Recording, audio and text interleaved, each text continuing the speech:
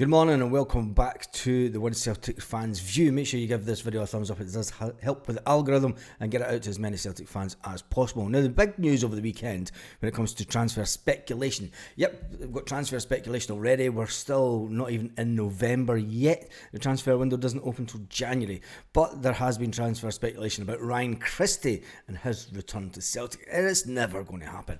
Let's face it, Christie has made 41 appearances in the Premier League so far in his career. The midfielder has scored only the one goal and 2 assists in those games. We have midfield players that are far better than Ryan Christie, so there's no chance of Ryan Christie, in my opinion, coming back to Celtic. We could obviously think, when you look at the transfer speculation, I mean, he spent 5 years at Celtic between 2016 and 2021 before moving to Bournemouth. However, his contract with Bournemouth runs out in 2024 and could be available as a free agent, and that's why Ryan Christie has been linked with Celtic, because he does have a close working relationship and he still has a good friendship with the Celtic manager, but I just can't see it happening. And I think if he's going to go anywhere, we have too many midfielders that are far better than Ryan Christie at goal scoring.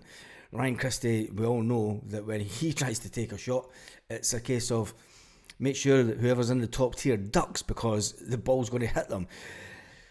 Tell me what you think in the comments. Do you think that Ryan Christie would be a good move to come back to Celtic? Personally, I don't think so, because I think that we have a lot of players at the club already who are far better than Ryan Christie. The whole Leo Abada situation, the manager has spoken about him. He says, obviously, during the international break, he flew back on the Sunday, went to the charity game, which was on that Sunday, and then he went to meet Leo Abada. He picked him up and took him out for a bit of food, just get an understanding of what he's thinking and about the traumas that he's gone through and everything. I don't pretend to care about my players, says Brendan Rodgers. I genuinely care about them. I always think it helps for them to be a better level player. That's the whole idea about talking to him. Go for a bite to eat, a nice relaxing atmosphere. He's a football player, but he's 21 years of age in a foreign country. It's a tough period for him. His father's been over there with him for a month. He was going to go back the next day, and he had his girlfriend here also. But of course, his mum is still back in Israel, so you can understand why the player was a bit upset with things, and Brendan Rodgers just wanted to make sure that he was okay. And there has been speculation that Leo Abada will be sold, does want to leave at the next transfer window, but we'll see how that plays out. There's nothing official obviously came out of Celtic, and Brendan Rodgers has said when he comes back in December, remember he's out injured just now, so for anybody to come in and buy a player that's just back from injury, I can't see it at all. Not in the next transfer window, not a jot. Can't see that whatsoever. Nobody's going to buy a player that is just back from injury, in my opinion. But then, what is it? It's called the One Celtic Fans View, so give me your opinion in the comments. Meanwhile, Mikey Johnson could seek out a new challenge due to finding first team opportunities hard to come by. His boyhood club, he's a Celtic guy through and through. There was a pundit asked about Mikey Johnson, can he turn his career around at Celtic? A bit like the way that Liam Scales has, Tony Ralston, Greg Taylor, just to name a few. But I don't think Mikey Johnson is at the stage where, I mean, he's playing for Ireland, he got man of the match, he's been loaned out to Portugal. You know, I don't think that he's going to be a player that can turn his career around at Celtic, purely for the fact that there's too many wingers at Celtic that are better than him.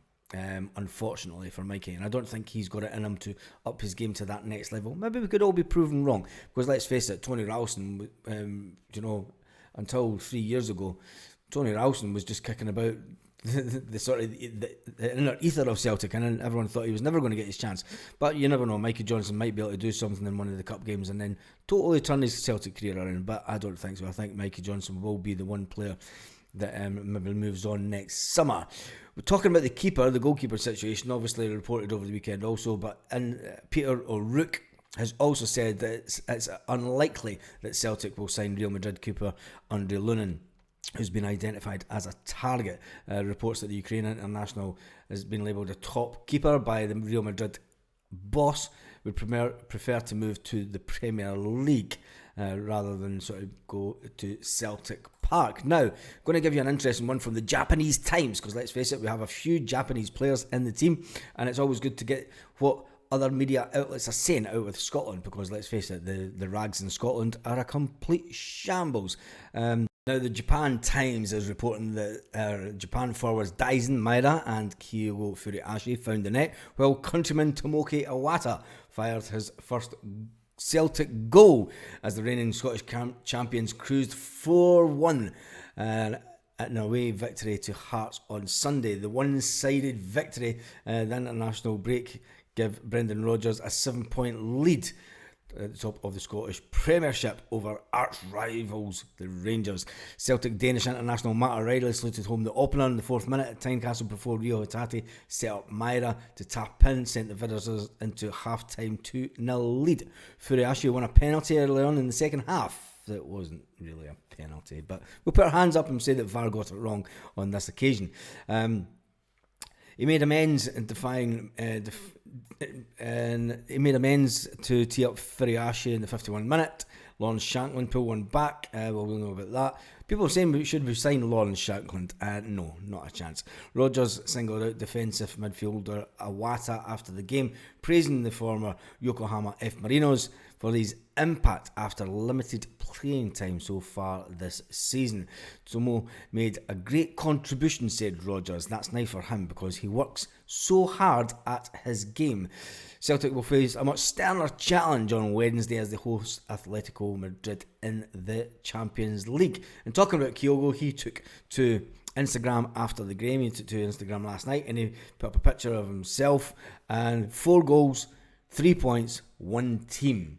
Kyogo loving his time at Celtic. Now, even Scott Brown got in on the action last night also. We all know how Brownie loves a little bit of good football players, and he took a video of Matt O'Reilly's goal and he basically put on fire, loving the fact that Matt O'Reilly scored an absolute cracker, and that has to go down as goal of the month already, sorry, but I mean, hitting the ball that come over for Lou Palmer and then hitting it on the volley the way that he did was just sublime, absolutely sublime. And he scored that on 3 minutes 57 into the game, which basically killed it as a game yesterday, killed it off. And that's what Brendan Rodgers said. He said when you go to Tynecastle, he said it's either going to go one way. He said they're going to get a really good start and the crowd are going to get behind them, and it takes a bit of a while to get going, but we wanted to go out and we wanted to make sure that we got that early goal so it shuts the crowd up.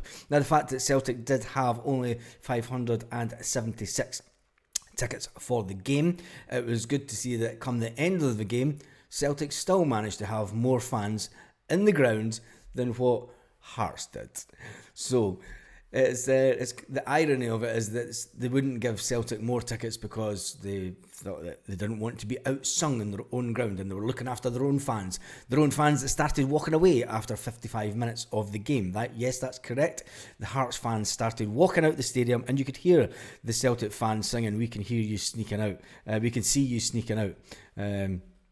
So that being said, that is your morning Celtic news. Obviously, there's not a lot going around this morning with regards to Celtic transfers because it's still early on. But would you take Ryan Christie back? No, we wouldn't. Let's face it, no, we wouldn't. Ryan Christie was renowned for taking crazy attempts at goal and at hitting row Z. I don't think he's better than anyone. And look, the press can say, look, Brendan Rodgers liked him as a player. Brendan Rodgers has a great relationship with him. Brendan Rodgers has a relationship with all his ex-players. He's admitted that several times. And I think it's just pure speculation by his agents to try and get him a better deal, because I do understand that he's still in talks with Bournemouth to try and get a new deal.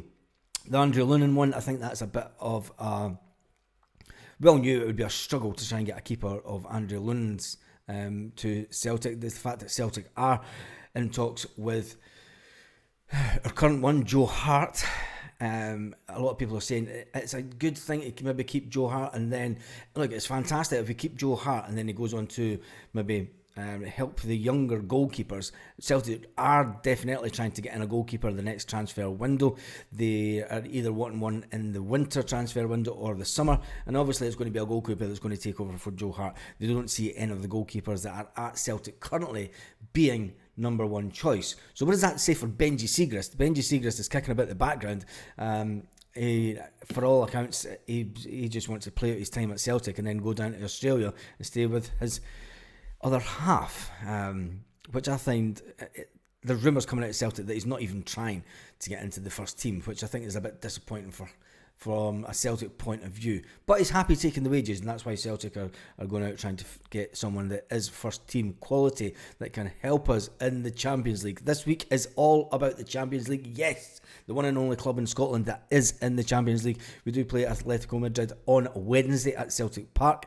It will be interesting to see what happens in that game. Their main striker scored 3 goals away at the weekend, so they know how to score goals away from home.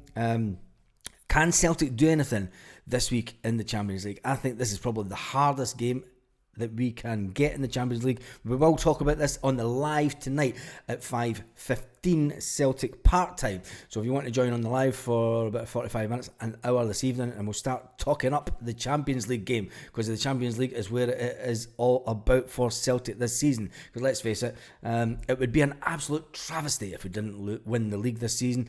Hearts are usually one of your sort of hardest away games. That was a walk in the park yesterday. We all thought that Hearts yesterday was going to be a bit of a difficult game. They put up no resistance at all.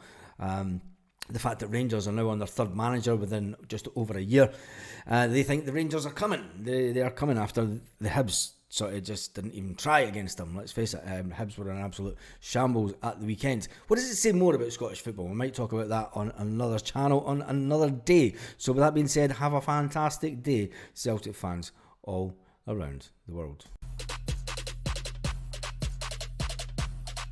Roll up to the party, roll up to the party, roll up to the party, roll up.